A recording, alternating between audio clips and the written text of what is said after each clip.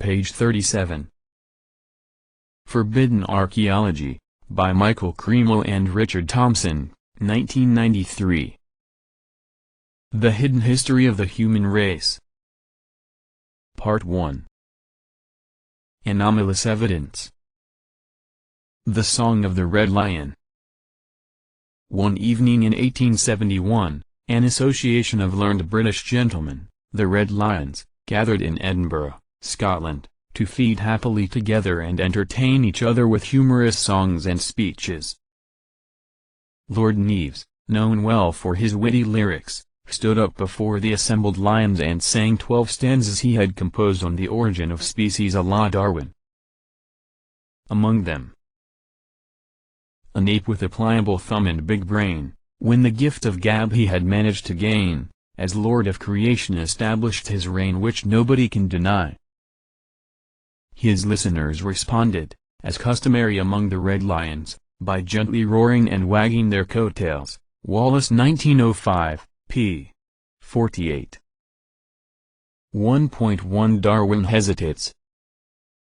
Just a dozen years after Charles Darwin published The Origin of Species in 1859, growing numbers of scientists and other educated persons considered it impossible, indeed laughable, to suppose that humans were anything other than the modified descendants of an ancestral line of ape-like creatures.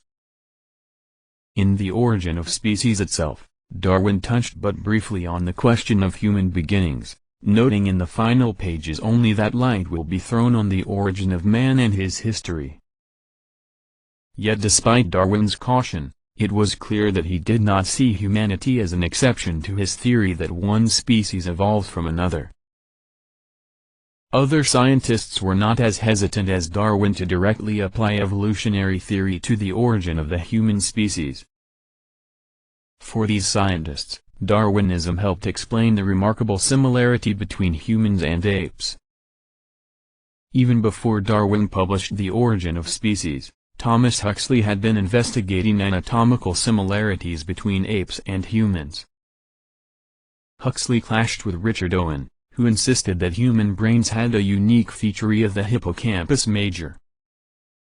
At a meeting of the British Association for the Advancement of Science in 1860, Huxley presented evidence showing that brains of apes also had the hippocampus major, thus nullifying a potential objection to the idea that humans had evolved from ape-like ancestors. Exuding his usual self-confidence, Huxley, when 1972, p.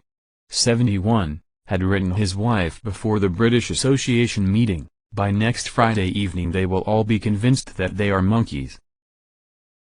Huxley did not limit himself to convincing scientists of this proposition. He delivered to working men a series of lectures on the evolutionary connection between humans and lower animals, and in 1863 he published Man's Place in Nature, in which he summarized in popular form his arguments for human descent from an ape-like creature by the mechanism of Darwinian evolution. In his book, Huxley presented detailed evidence showing the similarity of the human anatomy to that of the chimpanzees and gorillas. The book, intended for general readership, inspired violent criticism but sold well. Scientists continue to use the similarity between humans and apes as an argument in favor of the evolution of humans from ape-like ancestors. Scientists have extended the argument to the molecular level, and have presented evidence showing that there is 99% agreement between the DNA sequences of human genes and the corresponding genes of chimpanzees. This certainly suggests a close relationship between humans and chimpanzees, and on a broader scale the shared biochemical mechanisms of living cells indicate a relationship between all living organisms. However, the mere existence of patterns of similarity does not tell us what this relationship is. From an a priori standpoint, it could be a relationship of descent by Darwinian evolution, or it could be something quite different. To actually show evolutionary descent, it is necessary to find physical evidence of transforming sequences of ancestors.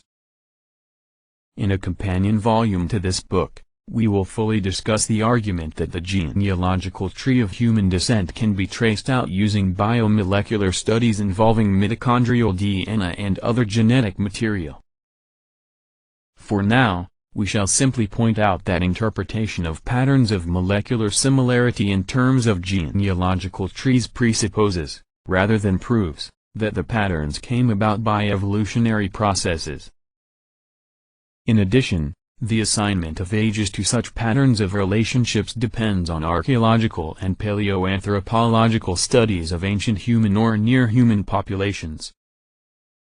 Thus, in the end, all attempts to show the evolution of species, the human species in particular, must rely on the interpretation of fossils and other remains found in the Earth's strata. By the time Darwin published The Origin of Species in 1859, some key finds relevant to human origins had already been made. About 15 years previously, Edouard Lartet had found in Miocene strata at Sanson in southern France the first fossils of Pliopithecus, an extinct primate thought to be ancestral to the modern gibbons. About this discovery Lartet wrote in 1845, "This corner of ground once supported a population of mammals of much higher degree than those here today." Here are represented various degrees in the scale of animal life, up to and including the ape. A higher type, that of the humankind, has not been found here, but we must not hastily conclude from its absence from these ancient formations that it did not exist. Boole and Wallace 1957, pp. 17a-18.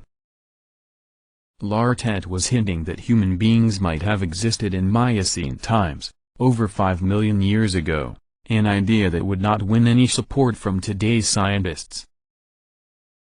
In 1856, Lartet reported on Dryopithecus, a fossil ape discovered by Alfred Fond near Sanson.